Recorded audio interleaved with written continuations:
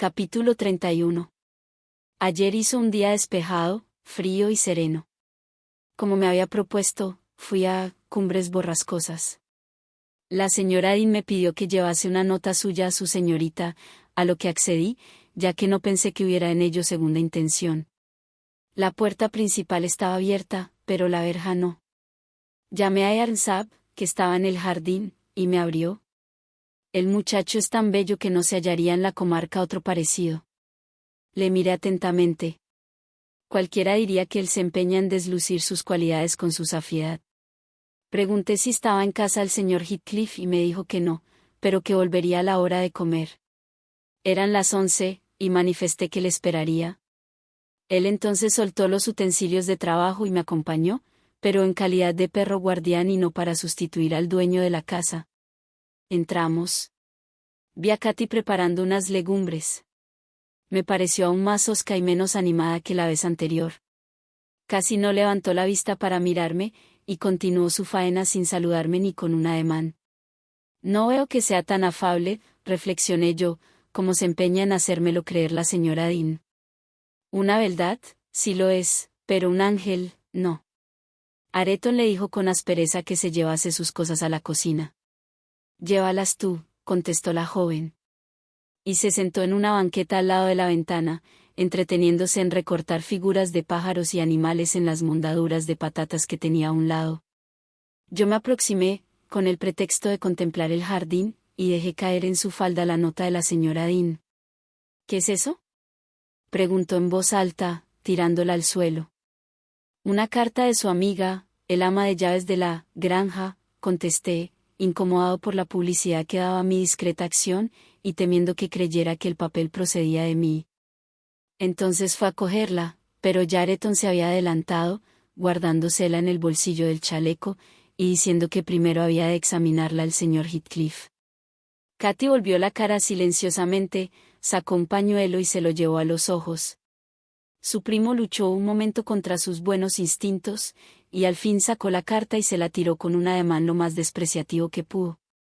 Katy la recogió, la leyó, me hizo algunas preguntas sobre los habitantes, tanto personas como animales de la granja, y al fin murmuró, como si estuviera hablando consigo misma. ¿Cuánto me gustaría ir montada en Minnie? ¿Cuánto me gustaría subir allá? Estoy fatigada y hastiada, Areton. Apoyó su linda cabeza en el alféizar de la ventana, y dejó escapar no sé si un bostezo o un suspiro, sin preocuparse de si la mirábamos o no. Señora Heathcliff, dije al cabo de un rato, usted cree que yo no la conozco, y, sin embargo, creo conocerla profundamente. Así que me extraña que no me hable usted. La señora Dean no se cansa de alabarla, y sufrirá una desilusión si me vuelvo sin llevarle más noticias suyas que las de que no ha dicho nada sobre su carta. Me preguntó asombrada. ¿Elena le estima mucho a usted? Mucho, balbuceé. Pues entonces dígale que le contestaría gustosamente, pero que no tengo con qué. Ni siquiera poseo un libro del que poder arrancar una hoja. ¿Y cómo puede usted vivir aquí sin libros?, dije. Yo, que tengo una abundante biblioteca, me aburro en la granja, así que sin ellos debe ser desesperante la vida aquí. Antes yo tenía libros y me pasaba el día leyendo, me contestó, pero como el señor Heathcliff no lee nunca, se le antojó destruirlos. Hace varias semanas que no veo ni sombra de ellos.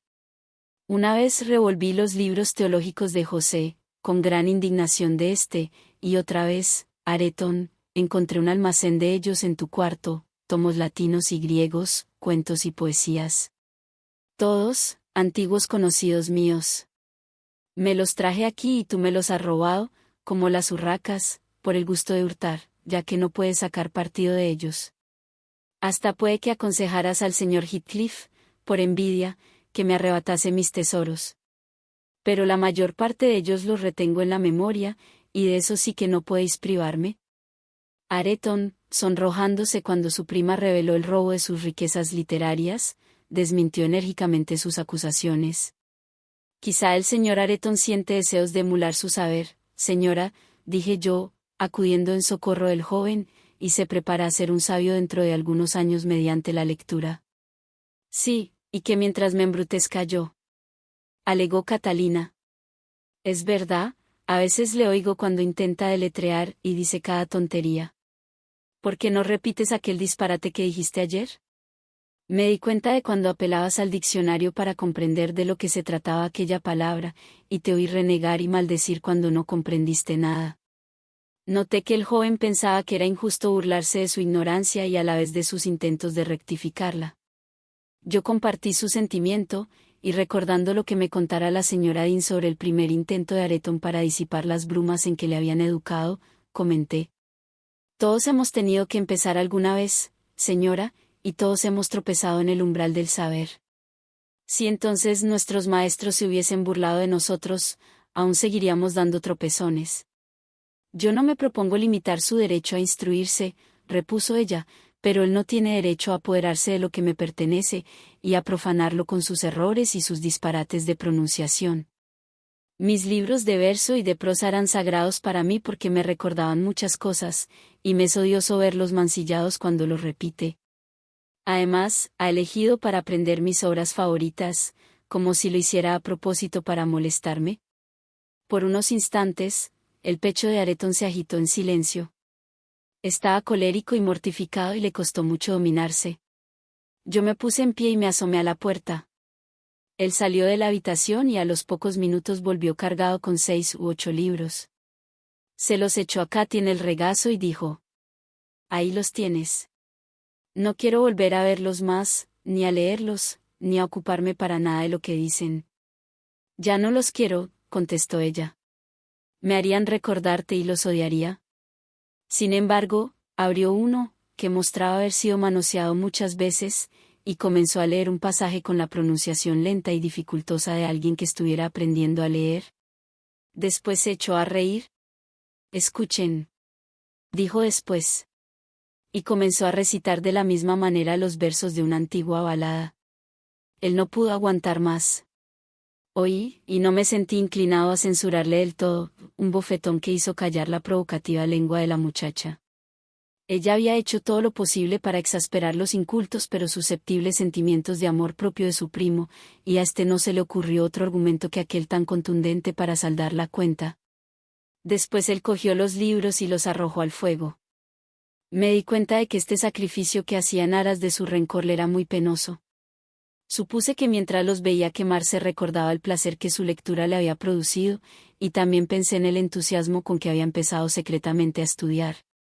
Él se había limitado a trabajar y a hacer una vida vegetativa hasta que Katy se cruzó en su camino.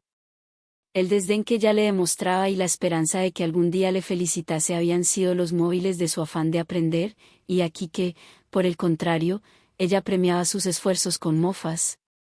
Mira para lo que valen a un bruto como tú. Gimió Catalina chupándose el labio lastimado y asistiendo al incendio con indignados ojos. Más te vale callar, repuso él furiosamente. Y se dirigió muy agitado hacia la puerta. Me aparté para dejarle pasar, pero en el mismo umbral se tropezó con el señor Heathcliff, que llegaba en aquel momento, y que le preguntó, poniéndole una mano en el hombro. ¿Qué te pasa, muchacho? Nada, contestó el joven. Y se alejó para devorar a solas su pena. Heathcliff le miró, y murmuró sin notar que yo estaba allí al lado. Sería extraordinario que yo me rectificase. Pero cada vez que me propongo ver en su cara el rostro de su padre veo el de ella. Me es insoportable mirarle. Bajó la vista, y entró. Estaba pensativo. Noté en su rostro una expresión de inquietud que las otras veces no observara, y me pareció más flaco. Su nuera, al verle entrar, había huido a la cocina. Me alegro de que ya pueda salir de casa, señor Lockwood, dijo Heathcliff respondiendo a mi saludo, aunque hasta cierto punto sea por egoísmo, ya que no me sería fácil encontrar otro inquilino como usted en esta soledad. No crea que no me he preguntado algunas veces cómo se le ha ocurrido venir aquí. Sospecho que por un capricho tonto, como es un capricho tonto el que ahora me estimula a marcharme, contesté. Me vuelvo a Londres la semana próxima y debo avisarle que no me propongo renovar el contrato de la Granja de los Tordos, cuando venza. No pienso volver a vivir más allí. ¿Se ha cansado usted de aislarse del mundo? Bueno, pero si espera usted que le condone los alquileres de los meses que faltan, pierde usted el tiempo. No renuncio a mis derechos nunca. No he venido a pedirle que renuncie a nada, respondí, molesto. Y, sacando la cartera del bolsillo, agregué, si quiere, liquidaremos ahora mismo. No es necesario, respondió con frialdad. Seguramente usted dejará objetos suficientes a cubrir su débito, en el supuesto de que no vuelva usted. No me corre prisa. Tome asiento y quédese a comer con nosotros. ¿Katy?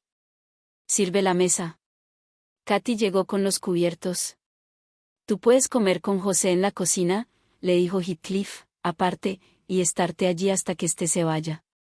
Ella le obedeció y acaso no se le ocurrió siquiera lo contrario. Viviendo como vivía entre palurdos y misántropos es muy fácil que no supiese apreciar otra clase mejor de gente cuando por casualidad la encontraba. La comida, con Heathcliff, melancólico y huraño, a un lado y Areton, silencioso, a otro, transcurrió muy poco alegremente. Me despedí en cuanto pude. Me hubiese gustado salir por la puerta de atrás para ver otra vez a Katy y para molestar al viejo José, pero no pude hacer lo que me proponía, porque mi huésped mandó a Areton que me trajese el caballo y él mismo me acompañó hasta la salida. Qué tristemente viven en esta casa. Medité mientras bajaba por el camino. Y qué hermoso y romántico cuento de hadas hubiese sido para la señora Linton Heathcliff el que nos hubiésemos enamorado, como su buena aya quería, y hubiésemos marchado juntos a la turbulenta ciudad. Capítulo 32. En septiembre de hace un año, un conocido me invitó a hacer estragos con él en los cazaderos que poseía en el norte y, de camino, pasé, sin esperarlo, a poca distancia de Gimmerton. El mozo de cuadra de la posada en que me había parado para que mis caballos bebiesen, dijo, al ver un carro cargado de avena recién cortada. Ese viene de Gimmerton. Siempre ciegan 3 semanas después que en los demás sitios. ¿Gimmerton? Dije. El recuerdo de mi residencia en aquel lugar casi se había borrado en mi memoria. Ah, ya. Agregué. ¿Está lejos de aquí? Unas 14 millas de mal camino, me contestó el mozo. Sentí un repentino deseo de visitar la granja de los tordos. No era mediodía aún y pensé que pasaría la noche bajo el techo de la que todavía era mi casa, también por lo menos como en una posada.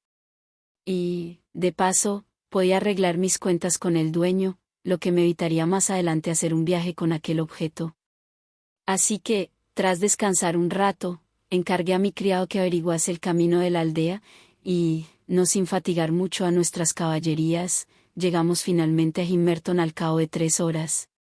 Dejé al criado en el pueblo y me dirigí a través del valle. La parda iglesia me pareció aún más parda, y el desolado cementerio más desolado aún.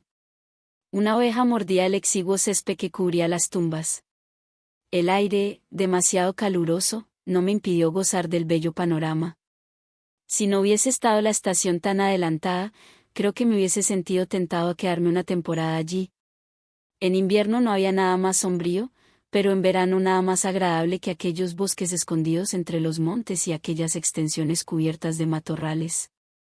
Llegué a la granja, antes de ponerse el sol y llamé a la puerta. Pero sus habitantes estaban en la parte trasera, a juzgar por la ligera humareda que salía de la chimenea de la cocina, y no me oyeron. Entonces entré en el patio. En la puerta una niña de 9 o 10 años se entretenía haciendo calceta y una vieja fumaba en una pipa. ¿Está la señora Dean? Pregunté a la anciana. ¿La señora Dean? Vive en las Cumbres. ¿Es usted la guardiana de la casa? Sí, contestó. Pues yo soy Lockwood, el inquilino de la casa. Quiero pasar aquí la noche. ¿Hay alguna habitación preparada? El inquilino, exclamó estupefacta. ¿Cómo no nos avisó de su llegada? En toda la casa, señor, no hay siquiera un cuarto en condiciones. Se quitó la pipa de la boca y se lanzó dentro. La niña la siguió y yo la imité. Pude comprobar que la anciana no había faltado a la verdad, y, además, que mi presencia la había desconcertado. Procuré calmarla diciéndole que iría a dar un paseo, y que entretanto me arreglase una alcoba para dormir y un rincón en la sala para cenar. No era preciso andar con limpiezas ni barridos. Me bastaban un buen fuego y unas sábanas limpias. Ella mostró el deseo de hacer cuanto pudiera, y si bien en el curso de sus trabajos metió la escoba en la lumbre confundiéndola con el urgón y cometió varias equivocaciones, no obstante me marché en la confianza de que al volver encontraría donde instalarme. El objetivo de mi paseo era Cumbres Borrascosas, pero antes de salir del patio se me ocurrió una idea que me hizo pararme. ¿Están todos bien en las cumbres?, pregunté a la anciana. Que yo sepa, sí, me contestó en tanto que salía llevando en la mano un cacharro lleno de ceniza. Me hubiese agradado preguntarle el motivo de que la señora Dean no estuviera ya en la granja, pero comprendiendo que no era oportuno interrumpirla en sus faenas, me volví y me fui lentamente. A mi espalda brillaba aún el sol y ante mí se levantaba la luna. Salí del parque y escalé el pedregoso sendero que conducía a la casa de Heathcliff. Cuando llegué a ella, del día solo quedaba, en poniente, una leve luz ambarina. Pero una espléndida luna permitía divisar cada piedra del camino y cada brizna de yerba. No tuve que llamar a la verja, cedió al empujarla. Pensé que esto siempre era una mejora. Y aún aprecié otra, una fragancia de madreselvas que inundaba el aire. Puertas y ventanas estaban abiertas. Como es frecuente ver en aquellas regiones, un gran fuego brillaba en la chimenea, a pesar del calor. El salón de Cumbres Borrascosas es tan grande, que queda sitio de sobra para poder separarse del hogar. Las personas que había allí estaban sentadas junto a las ventanas. Antes de penetrar, las vi y las oí hablar, y me fijé en ellas con un sentimiento de curiosidad que, a medida que fui avanzando, se convirtió en envidia. Contrario, dijo una voz que sonaba argentina como una campanilla. Van 3 veces, torpón. No te lo volveré a repetir. Acuérdate, o te tiro de los pelos. Contrario, pronunció otra voz, que procuraba suavizar su robusto tono. Ahora dame un beso en recompensa de haberlo dicho bien. No, no te lo daré hasta que no lo pronuncies perfectamente. Volvieron a reanudar su lectura. Era un hombre joven, correctamente vestido, que estaba sentado a la mesa y tenía un libro delante. Sus hermosas facciones brillaban de satisfacción, y sus ojos abandonaron con frecuencia la página para fijarse en una blanca y pequeña mano que se apoyaba en su hombro y le asestaba un cariñoso golpecito cada vez que su poseedora descubría faltas de atención. La dueña de la mano estaba de pie detrás del joven, y a veces sus cabellos rubios se mezclaban con los castaños de su compañero. ¿Y su cara? Pero era una suerte que él no pudiese verle la cara, porque no hubiera podido conservar la serenidad. En cambio, yo sí la veía, y me mordí los labios de despecho pensando en la ocasión que había desperdiciado de hacer algo más que limitarme a mirar aquella prodigiosa belleza. Concluida la lección, en la que no faltaron algunos tropezones más, el alumno reclamó el premio ofrecido y lo recibió en forma de 5 besos que tuvo la generosidad de devolver. A continuación se acercaron a la puerta y por lo que hablaban saqué en limpio que iban a pasear por los pantanos.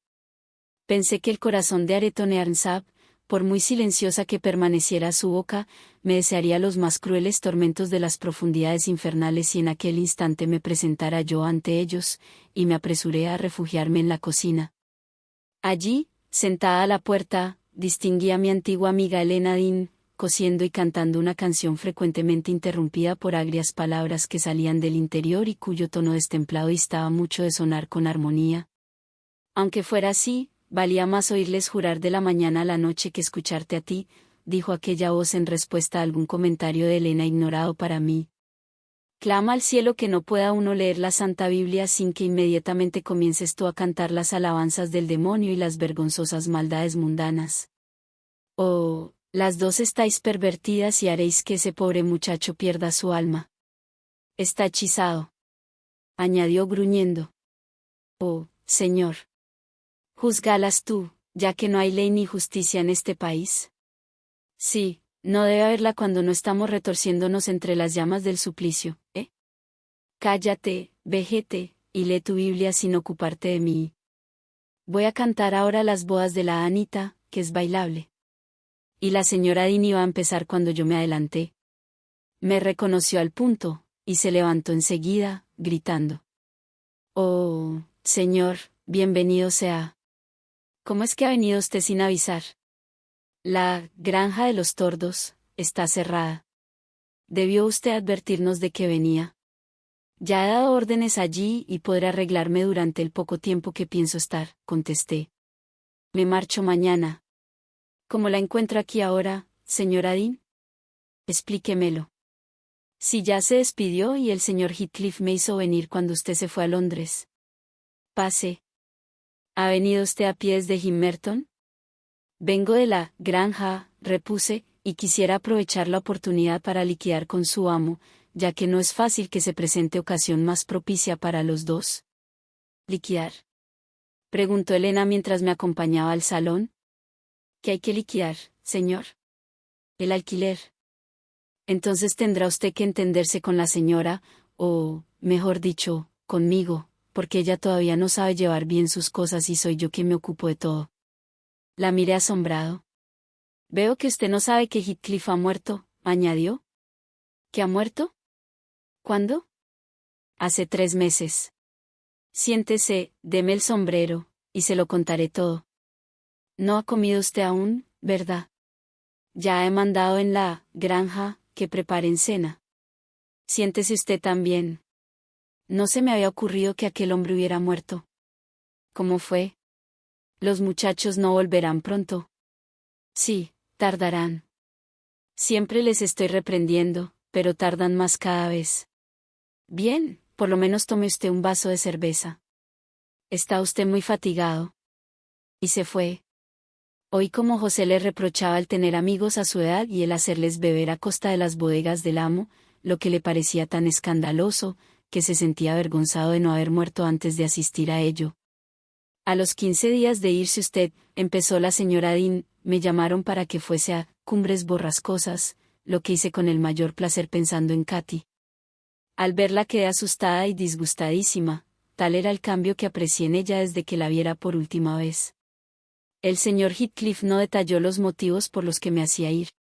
Se limitó a decirme que me reservase la salita para su nuera y para mí, ya que de sobra tenía con verla 1 o 2 veces diarias. A ella esto le gustó.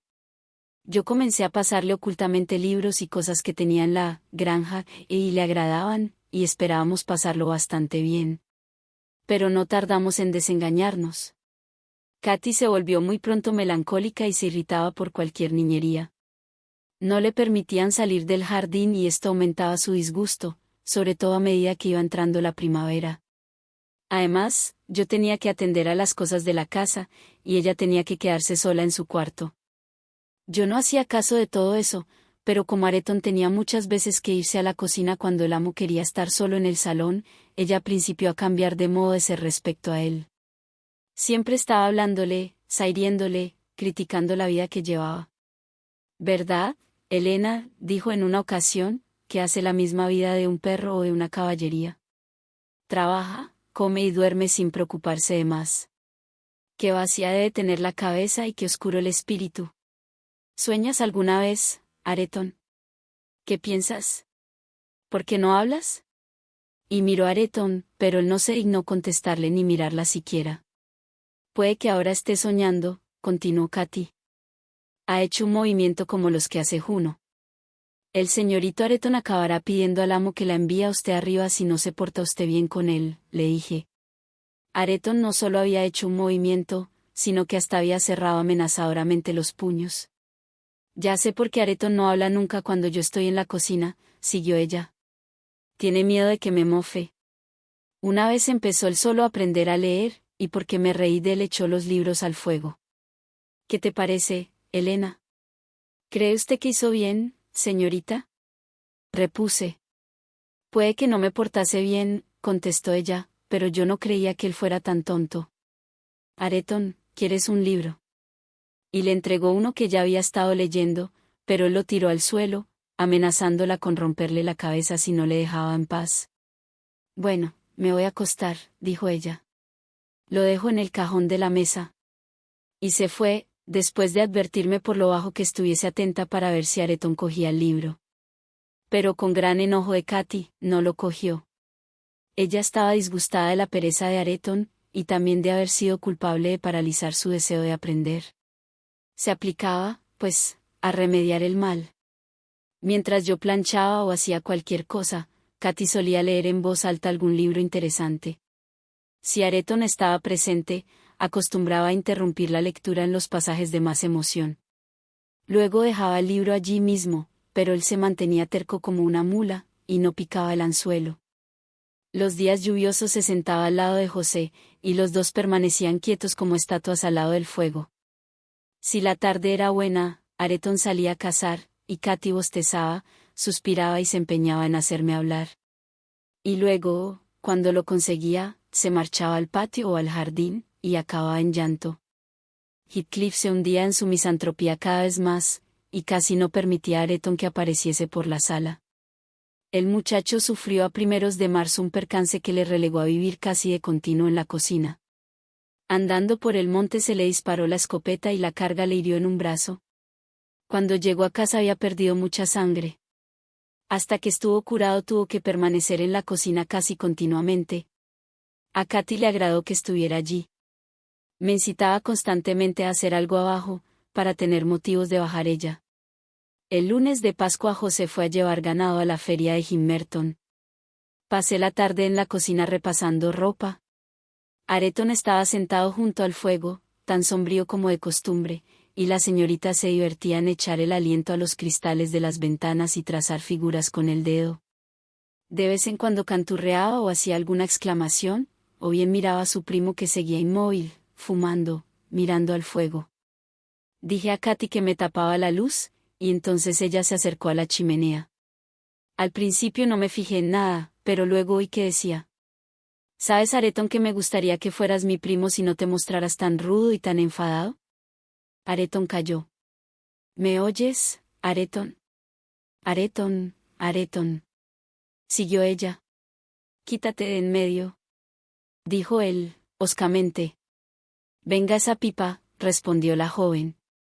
Y antes de que él pudiera reparar en nada, se la arrancó de la boca y la echó al fuego. Él la insultó groseramente y cogió otra pipa. Espera, exclamó Katy. Quiero hablarte y no puedo hacerlo viéndote esas nubes ante la cara. Déjame y vete al diablo, repuso él. No quiero, insistió ella. No sé cómo hacer para que me hables. Cuando te llamo tonto no pretendo insultarte ni quiero dar a entender que te desprecie. Anda, Areton, atiéndeme, eres mi primo. No quiero tener nada que ver contigo, ni con tu soberbia, ni con tus condenadas burlas, replicó el joven. Antes me iré al infierno de cabeza que volver a mirarte. Quítate de ahí. Catalina arrugó las cejas y se sentó junto a la ventana, mordiéndose los labios y tarareando para dominar sus deseos de echarse a llorar.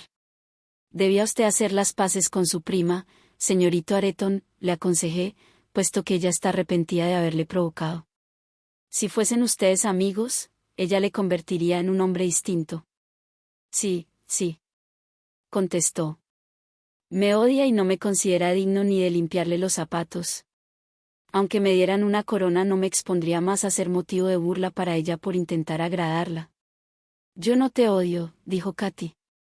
Eres tú el que me odia a mí. Me odias tanto o más que el señor Heathcliff. Eres una embustera, aseguró Areton. Después de haberle incomodado tantas veces por defenderte. Y eso, a pesar de que me hacías enfadar y te burlabas de mí. Si sigues molestándome, iré a decirle que he tenido que marcharme de aquí por culpa tuya. Yo no sabía que me defendieras, contestó ella, secándose los ojos, me sentía desgraciada y los odiaba a todos. Pero ahora te lo agradezco y te pido perdón. ¿Qué más quieres que haga? Se aproximó al fuego y le alargó la mano. Areton se puso sombrío como una nube de tormenta, apretó los puños y miró a tierra. Pero ella comprendió que aquello no era odio sino testarudez y, después de un instante de indecisión, se inclinó hacia él y le besó en la mejilla. Enseguida, creyendo que no lo había visto, se volvió a la ventana. Yo moví la cabeza en señal de reproche, y ella murmuró. ¿Qué iba a hacer, Helena? No quería mirarme ni darme la mano, y no he sabido probarle de otro modo que le aprecio y que deseo que seamos buenos amigos. Areton tuvo la cara baja varios minutos, y cuando la volvió a levantar no sabía dónde poner los ojos. Catalina empaquetó en papel blanco un bonito libro, lo ató con una cinta, escribió en el envoltorio las palabras, al señor Areton Earnshaw, y me encargó que yo entregase el regalo al destinatario. Si lo acepta, me dijo, indícale que iré yo a enseñarle a leerlo bien, y si lo rechaza adviértele que me iré a mi cuarto. Capítulo 33. Llegó el otro martes, y Earnshaw estaba aún imposibilitado de trabajar. Me hice cargo enseguida de que en lo sucesivo no me sería fácil retener a la señorita a mi lado como hasta entonces. Ella bajó antes que yo y salió al jardín donde había divisado a su primo. Al ir a llamarles para desayunar, vi que le había persuadido a arrancar varias matas de grosellas, y que estaban trabajando en plantar en el espacio resultante varias semillas de flores traídas de la granja. Quedé espantada de la devastación que en menos de media hora se había producido. A Katy se le había ocurrido plantar flores precisamente en el sitio que ocupaban los groselleros negros a los que José quería más que a las niñas de sus ojos. «Oh», exclamé. «En cuanto José vea esto se lo dirá al señor. Y no sé cómo va usted a disculparse. Vamos a tener una buena rociada, se lo aseguro. No creía que tuviera usted tan poco seso, señorito Areton, como para hacer ese desastre porque la señorita se lo haya dicho». «Me había olvidado que eran de José», repuso Earnshaw desconcertado. «Le diré que fue cosa mía. Solíamos comer con el señor Heathcliff, y yo ocupaba el lugar del ama de casa, repartiendo la comida y preparando el té. Katy acostumbraba sentarse a mi lado, pero aquel día se sentó junto a Areton.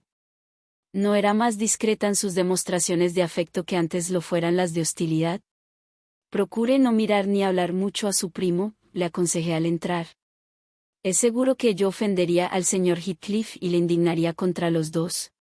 Haré lo que me dices, repuso.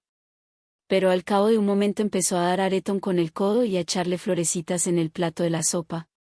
Él no osaba hablarle, ni casi mirarla, pero ella le provocaba hasta el punto de que el muchacho estuvo 2 veces a punto de soltar la risa. Yo arrugué el entrecejo. Ella miró al amo, que al parecer estaba absorto en sus propios pensamientos, como de costumbre. Se puso seria, pero al cabo de un momento empezó otra vez a hacer niñerías y esta vez Areton no pudo contener una ahogada carcajada. El señor Heathcliff dio un respingo y nos miró. Katy le miró a su vez con el aire rencoroso y provocativo que lo odiaba tanto. «Da gracias a que estás lejos de mi alcance», dijo él. «¿Qué demonio te aconseja mirarme con esos infernales ojos? Bájalos y procura no recordarme que existes. Creí que te había quitado ya las ganas de reírte». «He sido yo», murmuró Areton. Preguntó el amo. Areton bajó los ojos y guardó silencio. Heathcliff, después de contemplarle un instante, volvió a quedar taciturno y se sumió en su comida y en sus meditaciones. Terminábamos ya y los jóvenes se habían levantado discretamente, lo que disipó mi temor a nuevas complicaciones, cuando José se presentó en la puerta. Le temblaban los labios y le ardían los ojos. Comprendí que había descubierto el atentado cometido contra sus preciados arbustos. Empezó a hablar moviendo las mandíbulas como una vaca al rumiar, lo que hacía difícil de entender sus palabras. «Quiero cobrar mi sueldo y marcharme. Había soñado morir en la casa en que he servido 60 años, y me proponía, para estar tranquilo, subir todas mis cosas al desván y cederles la cocina a ellos. Mucho me costaba abandonarles mi puesto a la lumbre, pero lo podía soportar. Mas ahora también me arrebatan el jardín, y eso, amo, es superior a mis fuerzas. Hinque usted la cabeza bajo el yugo si le parece bien, pero yo no tengo esa costumbre, y un viejo no se habitúa con facilidad a nuevas cargas. Prefiero ganarme el pan partiendo piedras en los caminos». «Silencio, idiota», interrumpió Heathcliff. «¿Qué te ha hecho? Yo no quiero saber nada de tus peleas con Helena. Por mí, que te tire a la carbonera, si le parece». «No se trata de Helena», dijo José. «No me iría por Helena, a pesar de que es una malvada. Gracias a Dios, no puede contaminar el alma de los demás. No es tan bonita como para hacer caer a nadie en tentación. Se trata de esa desgraciada mozuela, que ha embrujado a nuestro muchacho hasta el extremo de que no solo ha olvidado cuanto he hecho por él, sino que ha llevado su ingratitud hasta arrancar una fila entera de las mejores plantas de grosella que yo había plantado en el jardín». Y comenzó a lamentarse de Earnshaw y de su ingrata condición. Este imbécil debe estar bebido, dijo Heathcliff. ¿De qué te acusa, Areton? He quitado 2 o 3 groselleros, repuso el joven, pero volveré a colocarlos. Katy puso su lengua a contribución. Queríamos plantar flores allí, afirmó, y yo tuve la culpa, porque fui quien se lo dijo a Areton. ¿Y quién demonios te dio permiso para semejante cosa? Y a ti, Areton, ¿quién te mandó obedecerla? Él callaba, pero ella continuó. Bien puede usted cederme unas yardas del jardín para plantar flores después de que me ha quitado todas mis tierras. ¿Tus tierras, desvergonzada? ¿Cuándo has tenido tierras tú? Y mi dinero, remachó ella, pagando la mirada de odio de Heathcliff con otra igual, mientras mordisqueaba un trozo de pan que le había sobrado de la comida. El amo quedó un momento confuso, pero enseguida se levantó y la miró con odio. Vale más que se siente usted, dijo ella. Areton me defenderá si intenta usted pegarme. Si Areton no te echa fuera del salón ahora mismo, le apalearé hasta enviarle al infierno, barbotó Heathcliff. Condenada bruja. ¿Con qué quieres rebelarte contra mí? Échala, Areton. ¿No me oyes? Helena, como esta moza aparezca ante mi vista otra vez, la mato. Areton, en voz baja, trataba de persuadirla que se fuera. Llévala a rastras, ordenó ferozmente Heathcliff. Nada de charla. Y se acercó dispuesto a hacerlo él en persona. No le obedeceré nunca más, canalla, dijo Catalina. Y Areton no tardará en aborrecerle tanto como yo. Cállate, dijo el joven. No le hables así. ¿Vas a dejar que me pegue? Preguntó ella. Vámonos, respondió el joven. Pero Heathcliff la había alcanzado ya. Ahora márchate tú, intimó a Earnshaw. Maldita bruja. Esto es demasiado. Haré que se arrepienta de una vez. La había agarrado por el cabello. Areton trató de separarle de ella y le rogó que no la maltratase. Los ojos de Heathcliff despedían centellas. Ya iba yo a auxiliar a Catalina cuando, de pronto, él le soltó el cabello, la cogió por el brazo y la miró fijamente. Luego le tapó los ojos con la mano, procuró dominarse y dijo a Catalina. Ten mucho cuidado en no enfurecerme, porque te aseguro que un día te mato. Vete con Helena, estate con ella y dile a ella todas las desvergüenzas que se te antojen. Y si Areton Earnshaw te presta oídos, ya le haré que se vaya a ganarse el pan donde le parezca bien. Tú harás de él un perdido y un pordiosero. Llévatela de aquí, Helena. Fuera todos. Me llevé a la señorita que, contenta de haberse librado de la tormenta, no se resistió. Areton se fue detrás de nosotras y el señor Heathcliff se quedó a solas. Yo había aconsejado a Katy que comiera en su cuarto, pero cuando Heathcliff vio que el sitio de la joven estaba vacío me mandó llamarla. Él no habló con nadie, comió muy poco y se fue enseguida diciendo que no volvería hasta el oscurecer. Los 2 primos se instalaron, en ausencia del amo, en el salón, y oí a Areton reprochar a su prima la actitud que había adoptado con Heathcliff. Le dijo que no quería oírla tratarle así, que le defendería aunque fuese el diablo en persona, y que si ella quería injuriar a alguien, preferiría que le injuriase a él mismo, como antiguamente.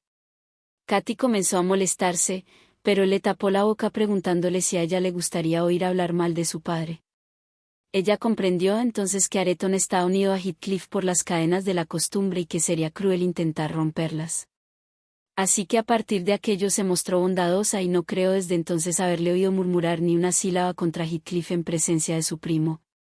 Después de este incidente, la intimidad de los jóvenes aumentó, y continuaron sus tareas como profesora y discípulo. Cuando yo acababa de trabajar, entraba para verles, y el tiempo se me iba mirándoles embobada. De Katy estaba orgullosa hacía mucho tiempo, y ahora empezaba a esperar que también él me procuraría muchas satisfacciones, ya que los quería ambos casi como si fuesen hijos míos. El buen carácter de Areton se libraba rápidamente de las sombras que la ignorancia y el rebajamiento en que le criaran habían acumulado sobre él, y los sinceros elogios que le dirigía Katy estimulaban más aún su aplicación. A medida que interiormente se animaba, lo hacía también su rostro y sus facciones se dignificaban. Ya no se parecía al zafio rapaz a quien encontré el día en que fui a buscar a la señorita al risco de Penniston. Mientras yo reflexionaba sobre estas cosas, y ellos seguían entregados a su ocupación, volvió Heathcliff. Entró de improviso, y tuvo tiempo para examinarnos a su sabor antes de que nosotros nos diéramos cuenta de que había llegado. Yo pensé que era imposible contemplar un cuadro más apacible, y que hubiera sido una diabólica indignidad reprenderles. Los rojos destellos de la lumbre iluminaban sus cabezas inclinadas con pueril avidez, pues aunque ella contaba ya 18 años y él 23, ambos tenían aún mucho que aprender. Ambos levantaron a la vez la vista y se encontraron con la del señor Heathcliff. No sé si ha notado usted lo semejantes que ambos tienen los ojos, son idénticos a los de Catalina de Arnsab. Katy no se parece a su madre más que en esto, y si acaso en la anchura de la frente y en ciertos detalles de la nariz que, sin que ella se lo proponga, la hacen parecer altanera. Areton se parece aún más a Catalina de Arnsab. Siempre lo habíamos notado, pero en aquella época, en que sus sentidos y sus facultades mentales se habían despertado, la semejanza se acentuaba aún más. ¿Acaso ese parecido desarmara a Heathcliff? Se acercó a la lumbre y al mirar al joven su agitación cambió de sentido. Le cogió el libro que tenía en la mano y después de examinarlo se lo devolvió. Hizo señal a Katy de que se fuese, y Areton salió con ella. Yo iba a seguirles, mas Heathcliff me retuvo. ¡Qué desenlace tan mezquino! ¿No es cierto? Me dijo después de reflexionar un poco sobre la escena que había presenciado. Es una consecuencia bastante absurda de mis violentos esfuerzos. Después de que me proveo de herramientas suficientes para echar abajo las dos casas, y me entrego a unos trabajos casi hercúleos, resulta que me falta la voluntad para consumar mi obra. He vencido a mis antiguos enemigos y ahora puedo, si quiero, redondear mi venganza en sus descendientes. Pero, ¿para qué? No me interesa ya ni quiero molestarme en levantar siquiera la mano contra ellos. Pero no te figures que me propongo deslumbraros ahora con un gesto magnánimo. Nada de eso.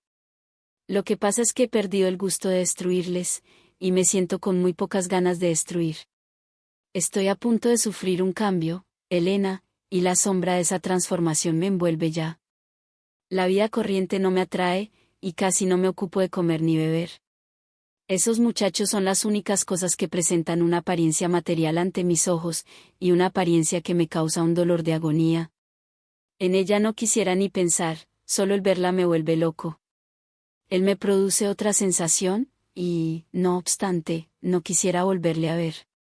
Si pretendo explicarte los recuerdos que él me produce, puede que me creyeras demente. Pero mi pensamiento está siempre tan oculto dentro de mí mismo, que siento la tentación de transmitirlo a alguien. No cuentes a nadie nada de lo que te estoy hablando. Hace 5 minutos, Areton me parecía, más que un ser humano, el símbolo de mi juventud. Si llego a hablarle, hubiera parecido que mis palabras eran insensatas. Su parecido con Catalina me la recordaba de un modo terrible. Ahora que no es eso lo que más me impresiona en él, porque todo me recuerda a Catalina sin necesidad de Areton. Si miro al suelo, creo ver las facciones de ella grabadas en las baldosas. En los árboles y en las nubes, en todas las cosas durante el día y llenando el aire durante la noche, veo su imagen. Creo verla en las más vulgares facciones de cada hombre y cada mujer, y hasta en mi propio rostro. El mundo es para mí una horrenda colección de recuerdos diciéndome que ella vivió y que la he perdido. Y es más, Areton me parecía el fantasma de mi amor, la encarnación de mis salvajes esfuerzos para conservar mi derecho a él. Y mi degradación, y mi orgullo, y mi felicidad, y mis sufrimientos. En fin, es una locura hablarte de estas cosas. Pero así comprenderás por qué no quiero estar con ellos. A pesar de mi repugnancia hacia la soledad, su compañía no me conviene. Al revés, contribuye a agravar las torturas constantes que me persiguen. Por otra parte, todo se combina para que vea con indiferencia la intimidad de los dos. Ya no puedo ocuparme de ellos. ¿A qué cambio se refería usted, señor Heathcliff? Le dije, alarmada. Pero no me parecía que corriese riesgo alguno. Rebosaba salud y vigor, y su razón no me preocupaba, ya que desde muy niño había sido aficionado a lo misterioso y se complacía en hablar de cosas fantásticas. Podía estar más o menos monomaníaco, a propósito de su amor perdido, pero en todo lo demás razonaba tan bien como yo. No puedo saber de qué se trata hasta que llegue, me contestó. Por ahora solo lo intuyo. ¿Presiente usted una enfermedad? Pregunté. No, Elena. ¿Tiene usted miedo a morirse? No tengo miedo de morir, ni presiento la muerte, ni espero morirme. ¿A santo de que me moriría? Tengo buena salud y mis costumbres son muy ordenadas. Lógicamente, debo permanecer en este mundo, y permaneceré hasta que no quede ni un pelo en mi cabeza. Mas, con todo, no puedo seguir en esta situación. A cada momento necesito recordarme a mí mismo que he de respirar, que ha de seguir palpitándome el corazón. Me pasa una cosa así como si tuviese que forzar a un muelle muy duro a que se mantuviese en la posición en que debe estar. He de violentarme para hacer el más pequeño acto que no se relacione con el pensamiento continuo que me devora, y he de violentarme para fijarme en cualquier cosa, animada o inanimada, que no se refiere a la única cosa que llena el mundo para mí. Solo experimento un anhelo y todo mi ser y todas mis facultades se concentran en él. Durante tanto tiempo y de tal modo lo he deseado, que estoy seguro de conseguirlo pronto, ya que ha devorado toda mi existencia. ¿Y el deseo de que su realización se anticipe me ahoga? Vaya. Lo que te he dicho no me ha aliviado, pero te explicará muchas cosas de mi modo de ser. Dios mío, qué horrible lucha, y qué ganas tengo de que se acabe. Se dio a pasear por la habitación, murmurando para sí cosas horrorosas. Llegué a sospechar que, como José aseguraba, la conciencia había convertido en un infierno su vida. Y estaba preocupada por el fin que todo aquello podría tener. Él no solía mostrar una actitud semejante, pero era indudable que no mentía cuando afirmaba que aquel era su estado de ánimo habitual. Viéndole ordinariamente, nadie se lo hubiera figurado. Usted, señor Lockwood, no se lo figuró cuando hizo conocimiento con él. Y en la época a que ahora me refiero era igual, aunque más amigo aún de la soledad y quizá más taciturno cuando estaba al lado de alguna persona. Coma, exclamé, poniéndole en la mano un pedazo de pan. Coma y tome el café antes de que se enfríe. ¿Lo tiene usted delante hace una hora? No pareció fijarse en mí. Sonrió de un modo tan horrible, que yo hubiera preferido verle rechinar los dientes antes que sonreír de aquella manera. Señor Heathcliff, grité. Me mira usted como si estuviera contemplando una visión del otro mundo, por amor de Dios. Y tú habla más bajo, por amor de Dios también, contestó. Mira alrededor y dime si estamos solos. Desde luego, contesté, desde luego que sí. Sin embargo, miré como si lo dudara.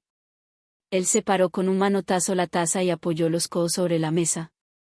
Reparé entonces en que no concentraba la vista en la pared, sino como a unas 2 yardas de distancia. Viere lo que viere, ello le hacía a la vez estremecerse de placer y de dolor, o por lo menos lo parecía, a juzgar por la expresión de su cara. Lo que creía ver no permanecía inmóvil, ya que los ojos de Heathcliff cambiaban constantemente de dirección. Yo traté de convencerle de que comiese, pero inútilmente. Cuando, a veces, atendiendo a mis ruegos, tendía la mano hacia un trozo de pan, sus dedos se crispaban antes de alcanzarlo, y enseguida se olvidaba de ello. Me senté y procuré distraerle de su obsesión. Al fin se levantó y me dijo que yo le impedía comer en paz. Agregó que en lo sucesivo le dejara el servicio en la mesa y me fuera. Y después de pronunciar estas palabras salió al jardín, bajó lentamente por el sendero y desapareció. Transcurrieron las horas angustiosamente para mí, y otra vez llegó la noche. Me acosté muy tarde y no pude dormirme. Él volvió después de las 12, pero se encerró en la habitación de abajo en lugar de irse a su alcoba. Escuché un rato y, al cabo, me vestí, salí de mi alcoba y bajé. Percibí los pasos del señor Heathcliff, que paseaba lentamente. De vez en cuando respiraba hondamente, de un modo tan angustioso, que pareció gemir. También le oí murmurar algunas palabras, entre las cuales distinguí claramente el nombre de Catalina acompañado de alguna otra expresión de amor o de pena. Parecía que hablaba con alguien con palabras que saliesen del fondo de su alma. No me atreví a entrar en la habitación, pero para distraer su atención empecé a revolver el fuego de la habitación. Él me oyó antes de lo que yo esperaba. Salió y dijo: «Es ya de día, Elena. Trae luz. Están dando las 4, contesté. Si necesita bujía para subir, puede encenderla aquí, en la lumbre. No subo, respondió. Prepara fuego y lo necesario en este cuarto. Tengo que encender bien las ascuas antes de traerlas, dije, mientras tomaba una silla y empuñaba el fuelle. Heathcliff paseaba de un lado a otro de la habitación y parecía casi completamente absorto en sí mismo. Los suspiros entrecortaban su respiración. Cuando amanezca tengo que mandar a buscar a Green, me dijo. Quiero hacerle unas consultas sobre cosas legales ahora que todavía estoy en pleno juicio. Aún no tengo redactado mi testamento y no sé qué haré con mis bienes. Siento mucho no poder hacerlos desaparecer de la faz de la tierra. No diga eso, señor Heathcliff, respondí, y déjese de testamentos. Aún le quedará tiempo para arrepentirse de las muchas injusticias que ha cometido usted. Nunca creía posible que sus nervios se alterasen tanto como lo están ahora. Y es que lleva usted 3 días haciendo una vida que no la hubiera resistido ni un titán. Coma algo y descanse. Mírese al espejo y verá que necesita una y otra cosa. Tiene usted chupadas las mejillas y los ojos inyectados en sangre. Está muerto de hambre y de sueño. No creas que no como ni duermo porque depende de mí. No lo hago adrede. En cuanto pueda, comeré y dormiré. Pero pedírmelo ahora es como pedir a un náufrago que no nade cuando está a una brasa de la orilla. Primero llegaré a ella, y ya descansaré luego. Bueno, no pensemos en el señor Green. Y respecto a mis injusticias, como no he cometido ninguna, de ninguna tengo que arrepentirme. Soy demasiado feliz y, sin embargo, aún no lo soy tanto como quisiera serlo. La felicidad de mi alma destruye mi cuerpo y, no obstante, no le basta con lo que tiene. Extraña felicidad es la suya, señor. Comenté. Si usted quisiera oírme sin enfadarse, le daría un consejo que le permitiría sentirse más dichoso. ¿Qué consejo? Dámelo. Ya sabe, señor Heathcliff, que desde los 13 años ha vivido usted una vida impía. Seguramente desde entonces no ha cogido usted una Biblia. Debe usted haber olvidado las enseñanzas cristianas y quizá no le sobrará volverlas a reparar. ¿Qué habría de malo en llamar a un sacerdote para que le recordase las enseñanzas de Cristo y le hiciese comprender cuánto se ha separado usted de ellas y lo mal dispuesto que está su espíritu para salvarse, a menos que no se arrepienta antes de morir? Más que ofenderme, te agradezco que me hables de eso, Helena, porque así me recuerdas que tengo que darte instrucciones sobre mi entierro. Mandarás que me sepulten al atardecer. Tú y Areton podéis acompañarme, si os parece bien, y no te olvides de hacer que el sepulturero obedezca las instrucciones que le di. No hace falta que acuda cura alguno ni que se recen responsos. Te aseguro que yo he alcanzado ya mi cielo, y si algún otro hay, no me interesa ni en lo más mínimo. Y si por obstinarse en no tomar alimento se muriese, y por esa causa no le quisieran enterrar en tierra sagrada, ¿qué le sucedería? No se hará este caso, contestó, pero, si ocurre, ocúpate de que me entierren allí en secreto. Y si no lo haces así, ya te demostraré de un modo palpable que los muertos no se disuelven del todo. Al oír que se levantaban los demás, se fue a su cuarto y yo respiré, aliviada. Pero, por la tarde, después de que salieron Areton y José, me fue a buscar a la cocina y me pidió que me sentase a su lado. Necesitaba compañía, al parecer. Yo le contesté que su aspecto y su conversación me asustaban, y que ni mi voluntad ni mi estado de nervios me permitían hacerle compañía. Ya veo que me tienes por un demonio, dijo, riendo tétricamente. Me consideras demasiado horrible para vivir en una casa normal. Y, volviéndose a Katy, que se escondió detrás de mí al acercarse él, añadió medio en broma, ¿y tú, no quieres venir conmigo? No, claro. Para ti debo ser peor que el demonio. Pero allí dentro hay alguien que no me rehusará su compañía. No pidió a nadie más que estuviese con él. Al oscurecer se fue a su cuarto. Toda la noche le oímos quejarse y hablar solo. Areton quería entrar, pero yo le mandé a buscar al señor Kenneth. Cuando éste vino, encontramos que la puerta del amo estaba cerrada por dentro. Heathcliff nos mandó a paseo, aseguró que se encontraba mejor y ordenó que le dejásemos en paz. Así pues, el médico se marchó. La noche siguiente fue muy lluviosa. Estuvo diluviando hasta el amanecer. Cuando salí al jardín, a la aurora, vi que la ventana del cuarto de la cama de tablas, donde estaba Heathcliff, se hallaba abierta y la lluvia entraba por ella a torrentes. Si estuviese en la cama, reflexioné, se hubiera calado. ¿Debe haberse levantado o salido? Voy a verlo. Busqué otra llave que servía para abrir la puerta de la habitación y entré. Como no vi a nadie en el cuarto, separé los paneles corredizos del lecho de tablas. Heathcliff estaba en él, tendido de espaldas. Tenía en los labios una vaga sonrisa, y sus ojos miraban fijamente de un modo agudo y feroz. El corazón se me heló, no podía creer que Heathcliff estuviese muerto. Mas su cabeza y su cuerpo, así como las sábanas, estaban chorreando y él no se movía. Los postigos de la ventana, movidos por el viento, se agitaban de un lado a otro y le habían lastimado una mano que tenía apoyada en el alféizar. Sin embargo, no sangraba. Cuando le toqué no dudé más. Estaba muerto, rígido. Cerré la ventana, separé de la frente de Heathcliff su largo cabello y traté de cerrarle los párpados para ocultar aquella terrible mirada, pero no lo conseguí. Sus ojos parecían burlarse de mí, y sus dientes, brillando entre los labios entreabiertos, también. Asustada, llamé a José. Este alborotó y gruñó, y se negó a hacer nada con el cadáver. El diablo se ha llevado su alma, gritó. Y por lo que dependa de mí, también cargará con sus restos. Grandísimo malvado. ¿Está enseñando los dientes a la muerte? Y quiso imitar su lúgubre sonrisa para mofarse de él. Creí que hasta iba a bailar de alegría alrededor del lecho.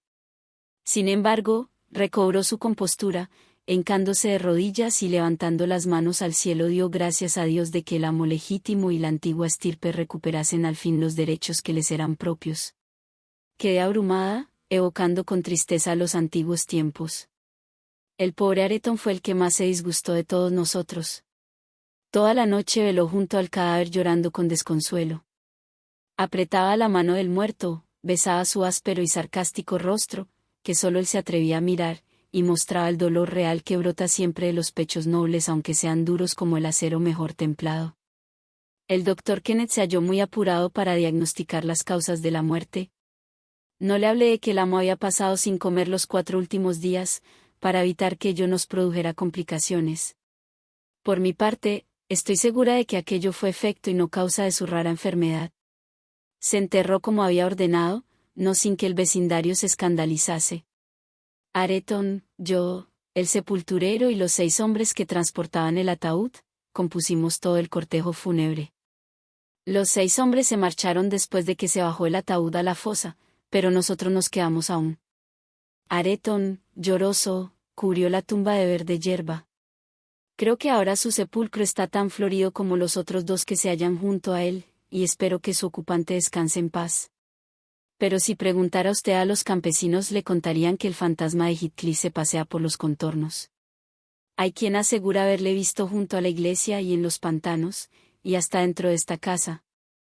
Esos son habladurías, diría usted, y yo opino lo mismo. Y, no obstante, ese viejo que ve usted junto al fuego, en la cocina, jura que, desde que murió Heathcliff, les ve a él y a Catalina de Arnsab, todas las noches de lluvia, siempre que mira por las ventanas de su habitación.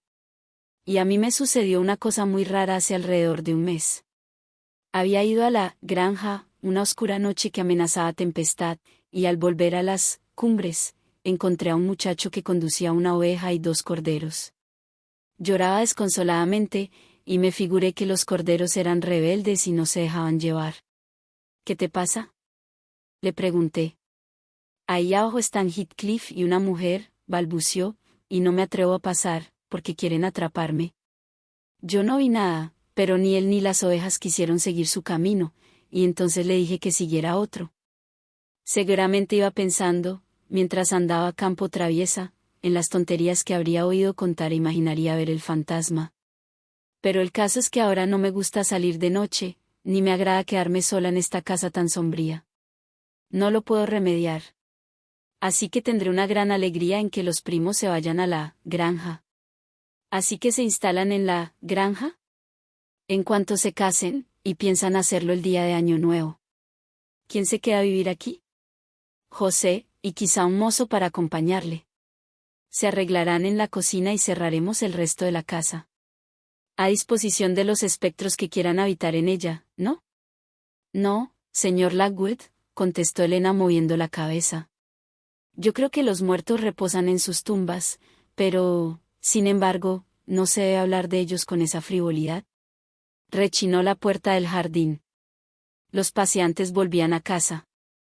Al verlos pararse en la puerta para mirar una vez más la luna, o más exactamente, para mirarse el uno al otro a la luz lunar, sentí otra vez un irresistible impulso de marcharme.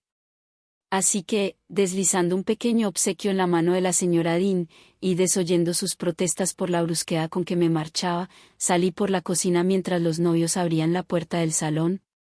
Esta manera de partir hubiera confirmado las opiniones de José sobre los que suponía escarceos amorosos de su compañera de servicio, a no haberle dado una garantía de mi honorable respetabilidad el sonido de una moneda de oro que arrojé a sus pies. Al alejarme, di un rodeo para pasar al lado de la iglesia. Observé cuánto había avanzado en 7 meses la progresiva ruina del edificio. Más de una ventana ostentaba negros agujeros en lugar de cristales, y aquí y allá sobresalían pizarras sobre el alero, desgastado por las lluvias del otoño. A poco, vi las 3 lápidas sepulcrales, colocadas en un terraplén, cerca del páramo. La del centro estaba amarillenta y cubierta de matojos, la de Linton tan solo ornada por el musgo y la hierba que crecían a su pie, y la de Heathcliff completamente desnuda. Yo me detuve allí, cara al cielo sereno. Y siguiendo con los ojos el vuelo de las libélulas entre las plantas silvestres y las campanillas, y oyendo el rumor de la suave brisa entre el césped, me admiré de que alguien pudiera atribuir inquietos sueños a los que descansaban en tan quietas tumbas.